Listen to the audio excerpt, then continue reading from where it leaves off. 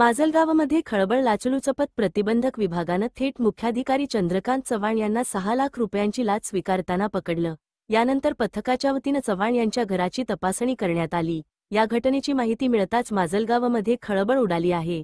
ठेकेदाराकडून लाच स्वीकारताना सापडल्यानं मुख्याधिकारी चंद्रकांत चव्हाण अडचणीत आले आहेत। माजलगाव शहर पोलीस स्टेशनला गुन्हा नोंदवण्याची प्रक्रिया सुरू असल्यानं मुख्याधिकारी चंद्रकांत चव्हाण यांच्या अडचणीत झाली आहे।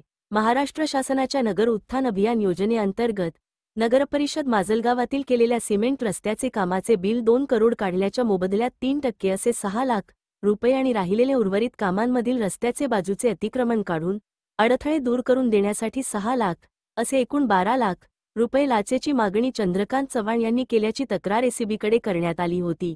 चंद्रकांत चव्हाण यांनी त्यांच्या घरातच पैसे स्वीकारल्यानं अडचणी वाढल्या। दरम्यान गेल्या काही दिवसांमध्ये अनेक शासकीय कर्मचारी अधिकारी एसीबीच्या जाळ्यात अडकले आहेत। लाचखोरीच्या प्रकरणांना आळा घालण्यासाठी लाचलुचपत प्रतिबंधक विभाग कार्यरत असल्याचं पाहायला मिळतं। आता माजलगावच्या मुख्याधिकाऱ्यांवर काय कारवाई होते ते पाहावं लागणार आहे।